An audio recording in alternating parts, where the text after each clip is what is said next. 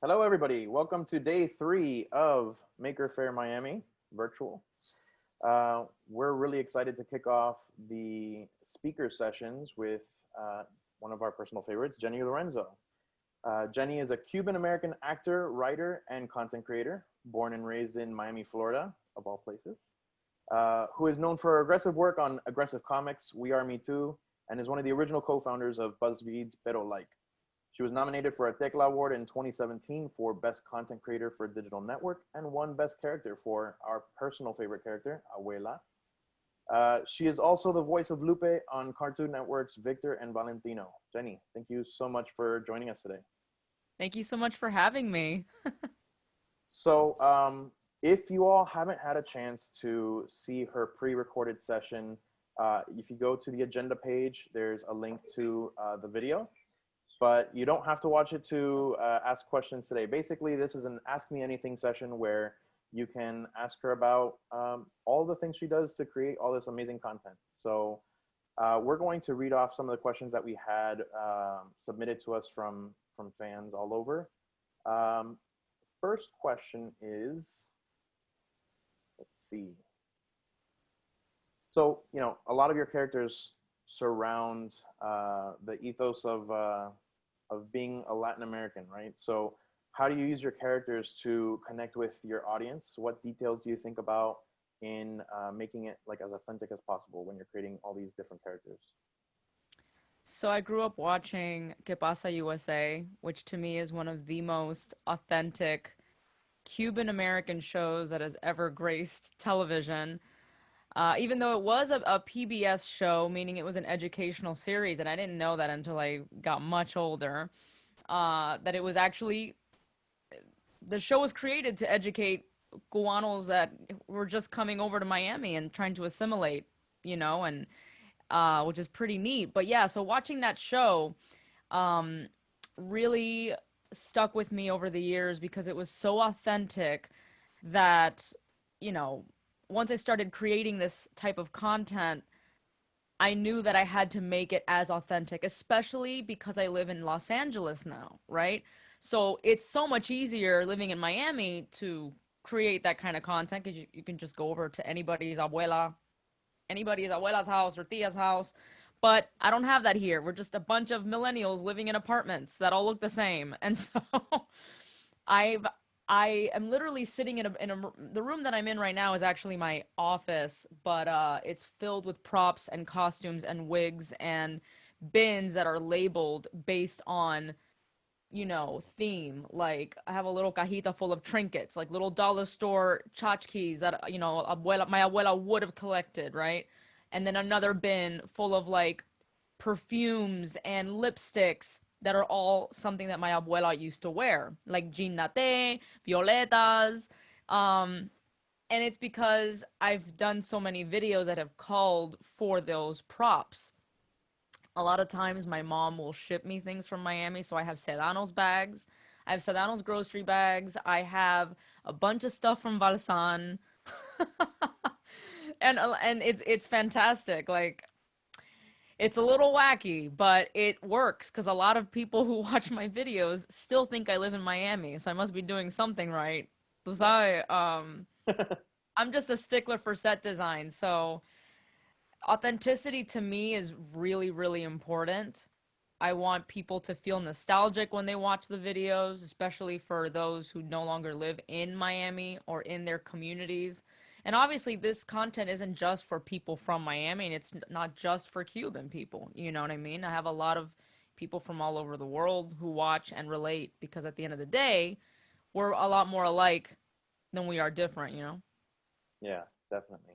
And I think that's part of the exciting thing of like watching these videos that they are well received all around, but it's really true to like the Miami flavors, you know, and so Yeah. it's kind of putting it on a new world stage once again. So, and then, you know, about your props in the video, in the pre-recorded session, you had to build a rocking chair for a specific scene. Are there other like mini projects that you've had to take on to complete the look of a video? Um, Not in terms of building something, though. My producing partner and I are about to try to build a makeshift cajachina for a Halloween sketch. It's going to be made of cardboard. Uh, That's awesome. yeah, so that's probably a project we'll probably film because we do like to film some behind the scenes stuff and make videos out of it from time to time. But yeah, no, normally it's not so much about building things, it's about the fact that we have to tear my apartment down every time we film. Every single time we film. It's like take off all the picture frames, put new picture frames. So I have giant picture frames of like artwork of stuff that I found at Goodwill that I feel like, yep, my abuela would have this in her house or someone's tia. And so we'll take down the art pieces from my wall, replace it with other art pieces. We will change the mantel from the table, everything Yeah, to make it look like a Cuban household. I'm sure people don't realize the amount of labor that it takes to really stage something like that. I mean, sometimes I'm like, is this even necessary? Because obviously, I'm friends with a lot of successful Latino content creators and they don't go that extra mile, but my brain is in TV land. You know what I mean? So for me, it's like, this is the kind of stuff I want to bring to television someday soon. So that's just how my brain works. I'm just, for me, it's all about the details, and I'm not happy unless I have all those details in place. Yeah, yeah, definitely. And actually, that's another one of the questions. Somebody was mentioning that you've worked with uh, Cartoon Network, you've worked with the Avengers project, you've worked as a voice actor for a number of different companies with BuzzFeed, with Me Too. What are the differences that you've experienced with like working with some of these larger companies and then doing your own content work? Like, what do you feel is the trade-offs of being a solo creator versus being a creator for one of these companies? So in terms of creating for my own channels versus being at a company like BuzzFeed and Me Too is, they both have their pros and cons. Obviously, working at BuzzFeed and Me Too, you're constantly surrounded by a team of people. You have that sort of support, especially at BuzzFeed. We had sets, we had set builders. So for some of my big videos, like you just reach over to Lana and Lana would build, completely build you a set. And then you had all kinds of DPs at your disposal who, so there was a lot of that. There was an equipment cage, and pretty much you can just pick whatever you wanted and ready to go. And you have like a crew, like a crew, to help you make these videos. And obviously, BuzzFeed and Me Too are giant platforms, right? That they give you a lot of eyeballs, millions of viewers almost gifted to you on a silver platter. You know what I mean? So then, but then at the same time, you don't have as much creative freedom. You don't own everything you do, you know what I mean? So that's why when I was at those companies, I only was performing the abuela character because I had already owned abuela from before BuzzFeed. I didn't develop any other characters during my time at these companies because you know how it goes, they'll own it, right? And so after a while I started feeling stunted creatively. I was worried that my audience was going to think that I was just some one trick pony that only knew how to dress up as una viejita, and I had so many other characters ready to go. So I was just itching to be on my own. I really admire people like LeJuan James and Celise Rose and a lot of YouTubers and content creators that have been on their own for a while and have been successful at it. And I'm like, if they can do it, I can do it. And so I've been on my own for the past 2.5 years now, and it's been great. I do work really well on my own. I constantly have a fire under my butt, otherwise known as anxiety.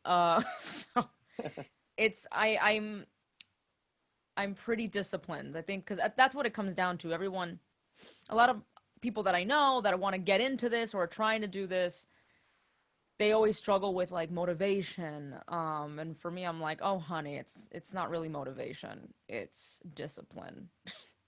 Because like there are many times that I don't want to film and I don't feel like it, and I'm like, I gotta do it.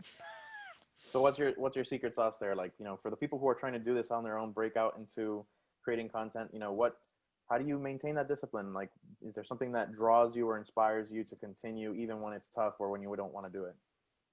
It's a lot of things. I guess I've always had that in me. I'm very goal oriented.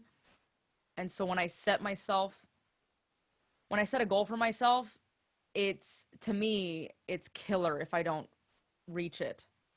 And of course, I'm talking about like, we all have big picture goals, right? But for me, I also place the smaller goals, the more attainable goals, right? And ultimately, those smaller goals usually can help you reach those bigger goals, right? Um, but the more doable, smaller baby step goals, like I'm going to reach this amount of followers at some point, or like I'm going to make this many sketches this year. I want to work with this many brand, whatever it is, right? Or like voice acting, going back to voice acting, that was always one of my goals. I remember when I was in my early 20s going to all those small South Florida comic book conventions and like meeting with all of the voice actors and asking them for advice, and they were all like, you need to move to LA. That was their number one piece of advice. They're like, well, you're gonna have to move. That's first and they were absolutely right. It was one of the many a lot of people ask me like, why did you move to LA? Like, if all your content is Miami based and you can just stay in Miami, duh.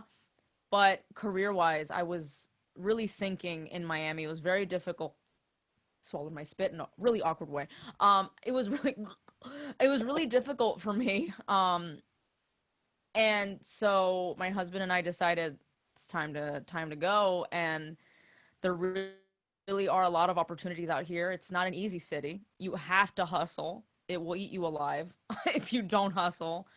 Um, but I immediately started taking voice acting classes and so on and so forth. And then the creator of Victor and Valentino is a Miami boy, Diego Molano. And so he found my videos online, and that's what got me the audition, So, and now I'm voicing a character with a Cuban accent, which is something I don't hear ever in animated shows. Yeah. And I'm a big kid at heart. I still watch a bunch of animated shows, I cosplay and all that. So to be able to voice a character that sounds Cuban is a big deal to me. So that to me was always a big goal, but you have to follow those steps, you know, always ask questions. I think now because of social media, I mean, this panel included, you get to really pick the brains of people you admire and look up to. And a lot of people are doing panels like this, right? And offering advice and stuff like that. So for me, it was going to those conventions and asking voice actors for advice and following through with that, Um, I don't know if I'm going off on a No, tangent. by all means. I think this is actually answering a ton of the questions. So actually you mentioned Victor and Valentino, like that's like, is that currently in process still? Are you still doing voice acting for that, or is that already recorded and going on? It's season 2 has already been airing every Saturday morning on Okay. Cartoon Network. I play a character named Lupe. I also do some additional voices as well. But Lupe is the main character. She's a recurring, and it's so much fun. It's like mostly Latino cast, Latino writers, Latino composer. Like, it's amazing. It's so amazing being able to walk into a room and it's mostly Latino talent voicing on a show, and that a lot of them are my friends.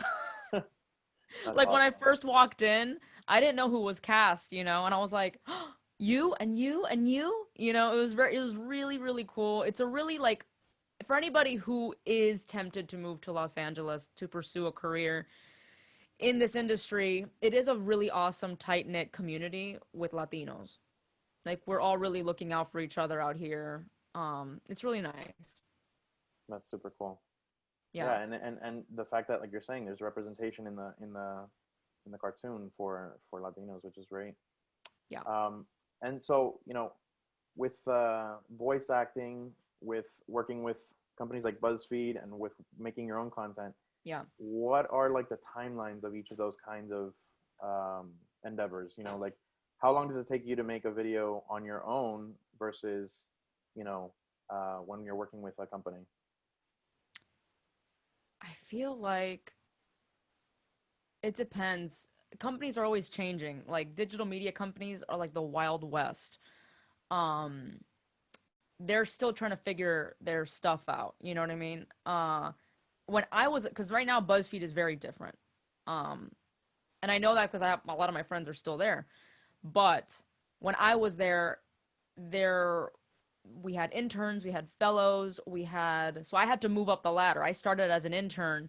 It was highly competitive to then make it to the fellowship, and then the fellowship was even more competitive because not every it felt like a reality show. It was probably one of the most stressful periods of my life. There was like I had no work-life balance at all. I would come home and I would still keep working because it was dog eat dog. It was very like it was a Wow. competition. It felt like a competition. And so I remember on the day that they brought us in one by one into a room, it felt like you were going to be executed. Um, if, but to tell you whether you made it as a producer or not. And everyone was breaking down crying. It was just like, it was severely stressful. Um, and I thankfully made it as a producer. And I think that's a big part of it is because I helped co-find Pero Like. So I was like, I hope they keep me. Jeez, it was this was not an easy endeavor, to do. But you had to also prove that you had what it took to go viral, and you had to do all kinds of videos you didn't want to do. You know what I mean? Like videos that were soul crushing and boring and just not interesting, very typical BuzzFeed style videos that you're just like, oh, this is horrible. But you had to do it. You had to prove yourself. Right.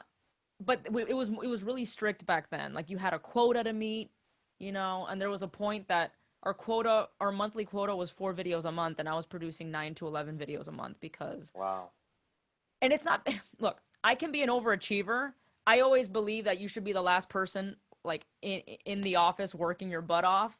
That's just my work ethic, right? But it was also because we struggled really hard to bring Pero Like to life. It wasn't easy. There were a lot of naysayers. We felt like the underdog, and we were given very limited resources at the time. So it was just me and a couple people Wow. busting our butts. And of course, because it's BuzzFeed, the audiences thought we were just this giant team of Latinos behind Pero Like, and it was like 4 of us, and some of us were still learning. Like when I helped bring Gabriel over, he hadn't he didn't know how to edit yet entirely, so I had to help him. So I was the only fast editor at the time, so I was dishing out like it was just a very wild time. But I learned a lot. Going being at BuzzFeed was like going back to film school, where because there were certain things in film school that I didn't pay as much attention to. And at BuzzFeed, you're like, you better learn how to run sound. You better learn how to set up a C-stand. You better learn about 3-point lighting. It was just a lot of stuff. So I'm glad that I did it. That's what I'm saying. There's pros and cons. I'll never tell people not to work at a digital media company first, because it's a platform, first of all, for them. It's a resume builder. It's a portfolio builder. And you learn how to work with teams. You learn, filmmaking. Especially if you didn't go to film school. So I highly recommend it. In terms of being on my own, I feel like maybe I've probably gotten faster at editing. And again, that's thanks to BuzzFeed. I learned a lot of tips and tricks on how to be an even faster editor when I was at BuzzFeed. But the only difference is right now, especially during the pandemic, it's just me and my producing partner, Kevin, creating all the videos on our own. Wow. So the past 2 months has just been me and Kevin doing Yeah. everything. And it's funny that you mentioned that. Like, it's, a lot of people, when they see something so well produced, they assume automatically that it's just this, like you said, it's a massive team of people. But a lot of great things, and we've seen this personally within the maker community. When we go to events that have been produced really well by a small team, or to something that's been built by a small team, they don't realize that it's literally just a handful of people that are heavily involved in that project. So yeah, I mean, it's, when people see that, they think, well, I can never do that because they have all the funding in the world, and they have hundreds of people working on that. And it's not always true. It's actually just a lot of gumption, and you have to wear a lot of hats. Wear a lot of hats. I think we're living in a time. not even I think, I know we are living in a time where it's kind of the survival of the fittest in the industry, and the fittest involves people who know how to do multiple things And really well, and you really know? well. It's Yeah. yeah, I know. It's like no pressure. The good thing is that there's a lot of resources right now. I think if you are as quarantined as I am, because I haven't left my house really in 5 months, um, take advantage of, YouTubers who teach you everything you need to know about editing, Photoshop, setting up a microphone, or like best equipment practices. Like it's all there. And then there's websites. I'm forgetting the name of that one website where it's like celebrities, essentially, like big filmmakers come in and teach you. Oh, Masterclass. Masterclass. Yeah, we're subscribers to that. I love it.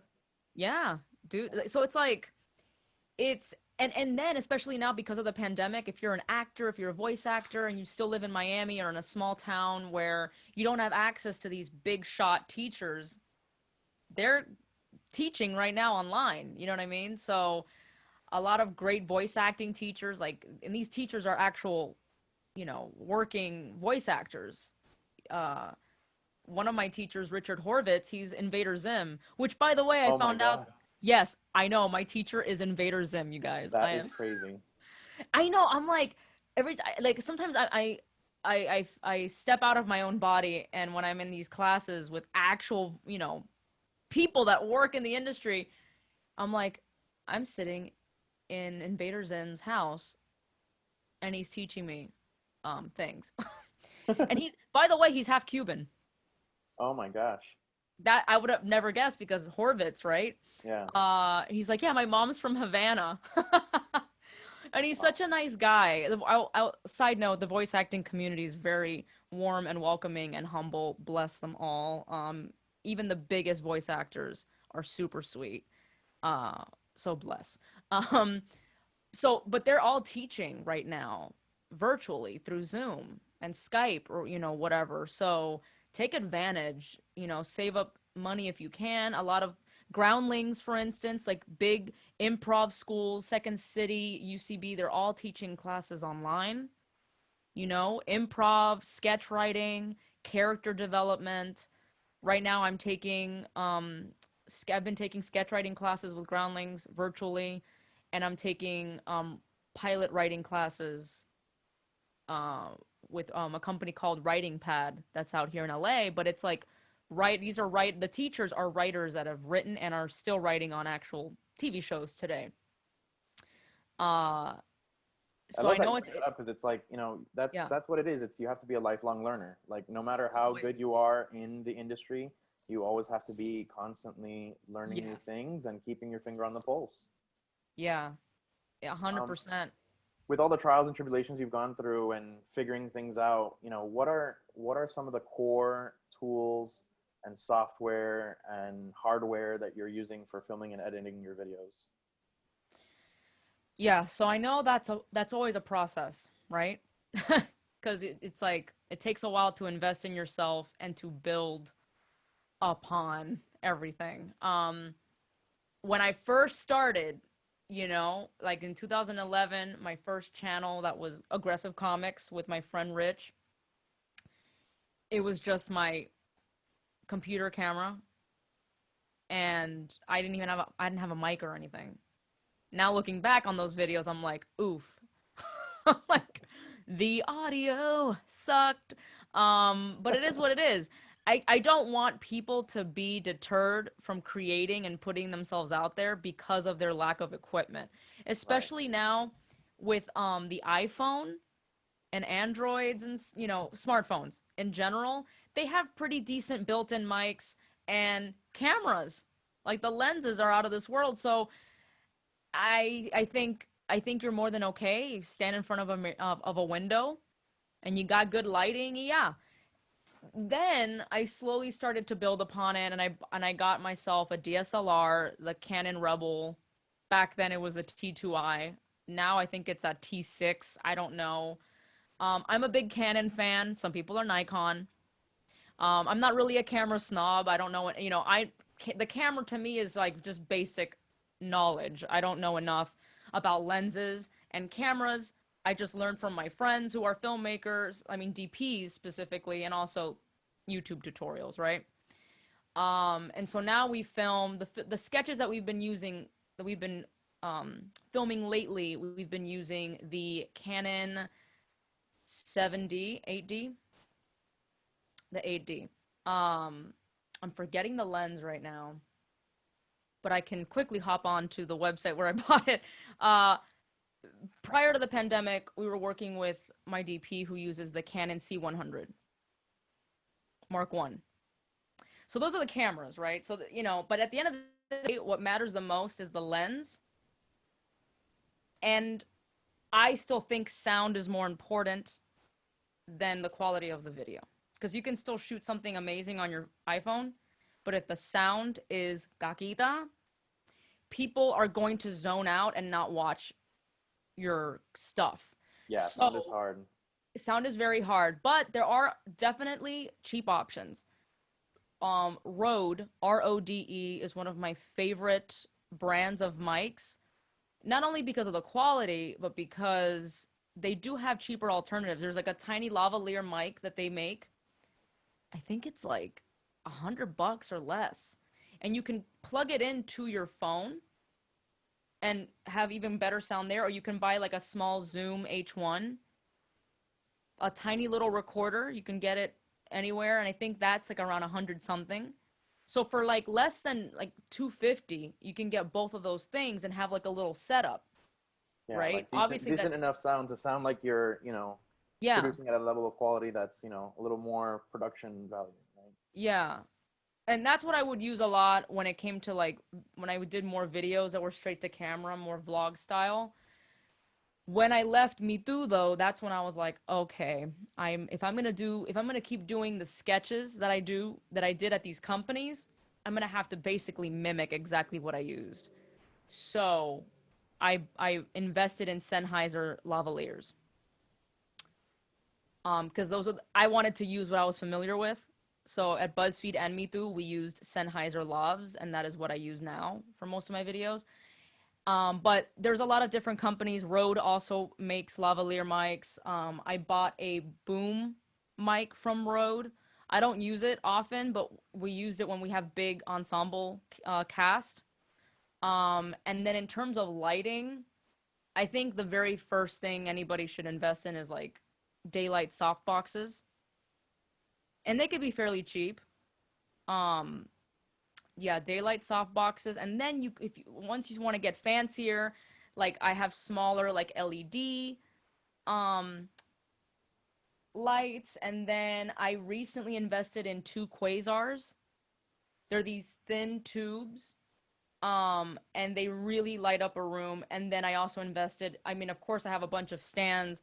I invested in 2 small C stands because those are the ones that help most with the quasars, especially because my apartment isn't the brightest. So the quasars really help brighten up the room. And I invested in the quasars only last year because I did this pilot program, this educational pilot program with Facebook. And they brought in their professional lighting guy to my apartment to film this one like episode, and they highly suggested the quasars. We used the quasars and we fell in love. Wow. And so then I've been using the quasars, and now I invested, these are I'm really excited. They're called the Color Spike. It's called the Color Spike. I bought 2 of them because they're fairly small, but it has all kinds of effects. You can play with it on your phone. You can make your own effects. So if you want like lightning or like the effect of TV or the effect of a fire, it's amazing, especially if you like to do like horror type mystery, it will really help in post-production where you won't need to get fancy with it. Yeah, that's cool that you can add that, as a lighting feature versus having to try and do that all in post, right? Yes. Editing is its own Yes. nightmare, right? You edit all your own videos as well. What software do you use? I use Adobe Premiere Pro. Okay. I started on Final Cut 7, and I was a Final Cut snob for a very long time. I was terrified of Premiere. But then when I went over to BuzzFeed, everyone edits on Premiere. I had to learn it. It wasn't a hard learning curve, especially because Premiere allows you to use Final Cut shortcuts. So I'm using Okay. Final Cut shortcuts, Yeah. but whatever. The point is you get it done. And then in film school, I learned how to edit on Avid. Yes, I. At Univision, when I worked there briefly, we were editing on Avid. But Huh. I like Premiere the most. So Cool. all the Adobe programs, Photoshop and After Effects, which again, I'm not much of a motion graphics editor. I know very basic After Effects, but I have it. Yeah. And so, from building up, from starting your own videos, what were some of the things, like, aside from moving to LA, right, and getting in, connected with the industry there in a more intimate way, like how did you break into getting more, I guess, sponsors for your programming? I know some of the video ads are somewhat advertisements for companies, and you do it tastefully, where you kind of wrap it into the story of your characters. Um, so, how do you actively pitch for those, or are people coming to you? I mean, what's the process behind finding supporters for your work? Um, they, yeah, they all come to me.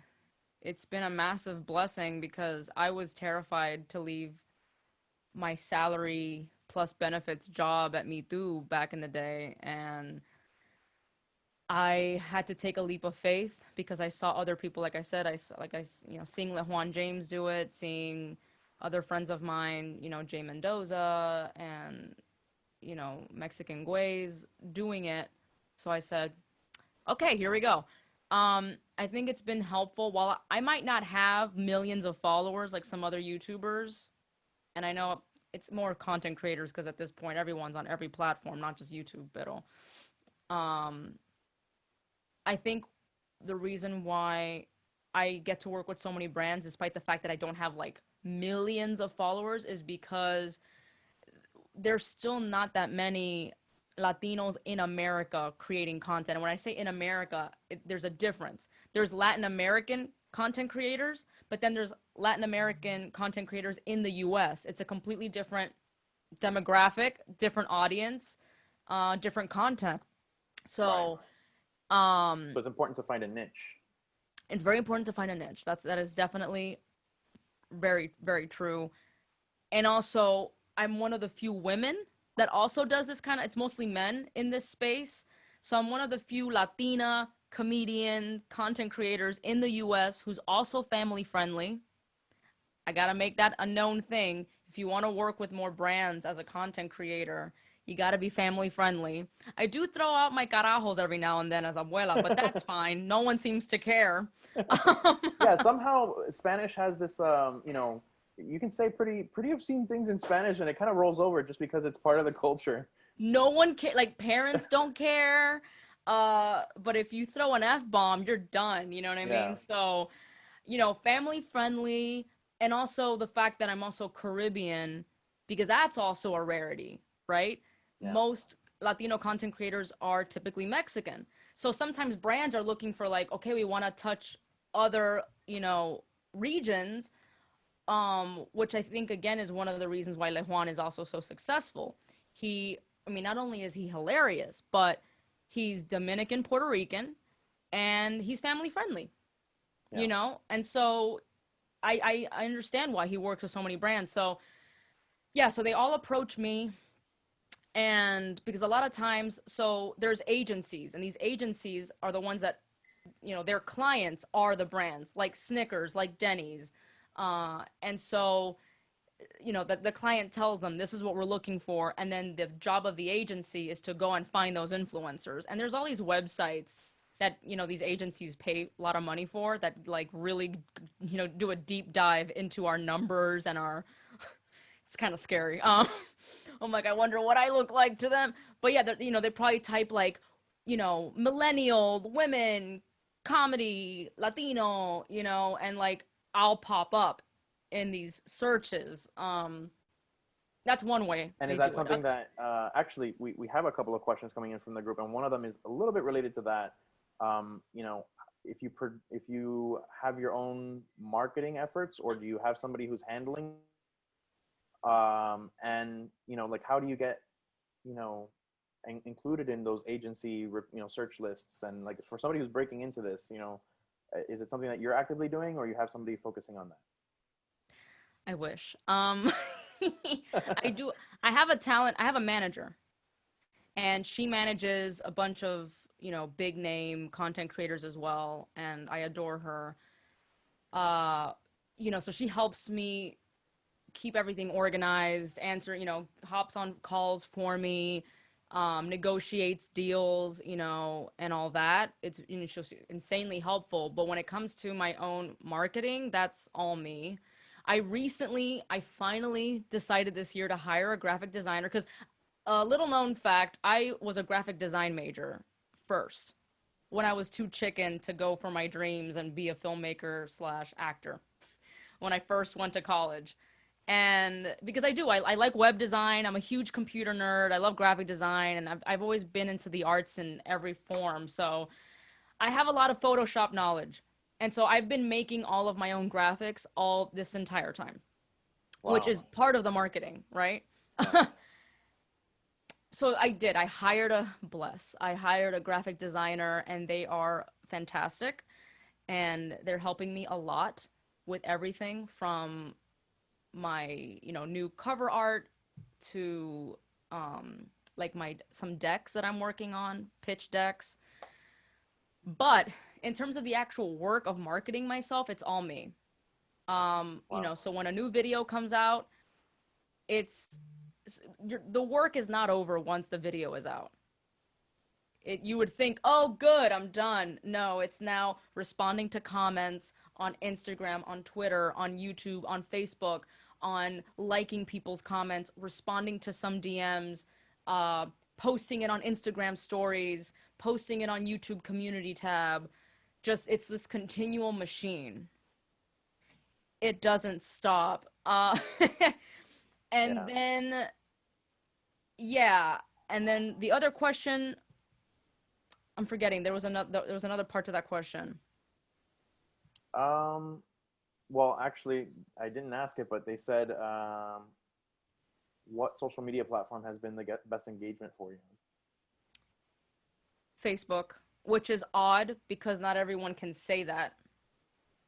A lot of Right. brands are usually shocked, and other content creators are usually shocked when I say Facebook, right? Because it's an older platform. All of our mommies and tias and abuelos and, are on there. But that's precisely why. Yeah. Because my content is so heavily Cross tied to generational, them. really. It is multi-generational. Yeah. It's multi-generational, and I think that's why Facebook is my number one platform in terms of engagement and following. Uh yeah, and then second is YouTube, and then third is Instagram. So, but what's interesting is that my Instagram audience barely crosses over with my Facebook audience. It's almost like I have Wow. entirely, yeah, because I work with people at Facebook, and so I get my insights and I figure things out. And they told me, yeah, you have like, I think, I could be wrong on the number, 13% or less crossover. That's crazy. And it's like the same parent company basically at this point. So, I know. yeah. But Instagram is just, it skews younger. I mean, Right. and it's not even about the age, I think. It's also just some people refuse to be on Facebook and they just want to be on Instagram. You know what I mean? So you've got audiences that only want to consume your content on YouTube, only want to consume your content on Instagram. And so that's why it's a lot of work. You have to, and I always tell people, don't just stick to one platform. You're selling yourself short, cutting yourself off from another potential audience. And also, brands really focus the most on Instagram. Yeah. That's like their number one. And I would say, I mean, obviously, every brand is different. If they look, I mean, they see that my audience is so big on Facebook, so of course they're gonna want me to post. They have me post to all the platforms usually. You know what I mean? Even Twitter. But if you're really starting out and you don't feel like you can, you don't feel comfortable doing all that work of putting your videos on every platform, I would say Instagram first then. And when it comes to like your following, So I'm remembering that other question now regarding like if you're just getting started, how do you get noticed by brands and these Right, agencies? right. It does take a while. I mean, it took me many years to get to this point. So don't feel disheartened if it doesn't happen for you right away. But the good thing is that once you reach about 2,000 followers on Instagram, you're considered a micro influencer. Oh, wow. And so that unlocks like new features for you. Not on Instagram. I think once you reach 10,000 on Instagram, it unlocks new features for you, Oh, like the okay. swipe up feature on your stories. But in terms of like brands, because I work with brands that, I mean, agencies that'll then ask me, do you know any micro influencers? And then I give them names of people, you know? So sometimes an agency slash brand won't have this huge budget, but it's enough for like a micro influencer who has a following of 2,000 to 10,000 people, and that's enough for like small brand integrations, stuff like that. So you don't need to reach 100,000 and feel that stress. You can start small. There are agencies that look for micro influencers. So again, it's like little milestones, like reach 2,000, then 5,000, then 10,000, and so on and so forth. Yeah. Yeah, and again, it's all in steps. So you got to Yes. start with that and then move on to the bigger ones. Yeah. Yeah. So I have one last comment from Stephen Edwards. He says, "Very nice job by you and Kevin on Abuela and astrology video. Great skit and great production value." Thank you. So yeah, no, that was one of our favorites as well. That was great and very timely too with Mucha Mucha Amor being released. So yeah, Yes. It's funny because Kevin is actually good friends with Kareem, who produced it. yeah, Yeah. And yeah. We know him so, through O Cinema and all that. So also, do you know Kevin? Because Kevin worked at O Cinema. I don't know Kevin personally, but I know Kareem. Oh, okay, that's cool. Yeah, because that's how Kevin and Kareem know each other. And Wow, yeah, small world. Kevin worked at O Cinema for years, and was very much involved in the independent film scene and the film festival scene in Miami. And so, Kevin and I really, really make a good team. That video was actually his idea, you know. So I'm glad. I was very scared to make it at first because I wasn't sure. I'm like, oh, this is different, you know, throwing Abuela and this character together, and you know. Yeah, yeah, But it worked out, and it looked so nice. And Kevin was feeling, you know, apprehensive about filming it because again, that's not his main area of expertise. It's not cinematography, and we did it. So it was. I'm glad we. I'm very proud of the work we've been able to accomplish during this time, and obviously we were very safe about it. yeah. That's why it's just the two of us right now. I mean, obviously my husband who acts in a lot of my videos, but we don't leave the house. We don't even go grocery shopping. We're very strict. Yeah. Yeah. No, no, and it's you have to adapt with you know what the times are calling for, right? So I know. if you need to make content, like I love in the video, you know, seeing you doing some audio in your car, which was hilarious. Oh my gosh. Yeah. No, you gotta. Yeah, 'cause I don't want to freak out the neighbor. I mean, I already had to warn my neighbor because there's some voice acting auditions that sound like I'm getting just killed, uh, especially for video game auditions. So I had to let her know. I'm like, hey, just letting you know that my husband and I are actors. And she's like, I figured. She's like, I Yeah. figured you guys were in the industry. It's like, okay, just making sure. Because We're not crazy. We're just actors. it gets a little, yeah, and especially when I play characters like Flor, Right, right. I'm like, oh God, they're gonna, what is she gonna think? You know, La Pobre, she lives by herself and she's such a sweet lady. And I'm like, okay, so yeah. But you know, this has been a very challenging time, but I know we all have to take care of ourselves mentally. But if you're feeling down on yourself because you know you want to be more creative and or start learning something, just keep taking advantage of panels like this, classes, YouTube, you know, which again is free. You can learn so Yeah. much. Yeah. Well, I think that's like I was just gonna ask you if you had like any parting advice for anybody who's breaking into this for the first time. That was a perfect wrap up. So Thank you again for joining us for virtual Maker Faire Miami. This is new for all of us, so I mean we're all adapting together. And if we have other people submit questions on the Huva app, we'll send them your way and see if we can get them answered for them. But Okay. you covered pretty much all the ones that we got, so thanks so much. Great. Thank It's been you. awesome to meet you, kind of, sort of in person. I know. Looking forward to doing one in person. Next year, yeah, awesome. Yes. All right, well, thanks again. Hope you can join in on some of the other sessions and see all the other things that are going on this weekend as we wrap up. Amazing. All right. Great. Thank you. Take care, everybody.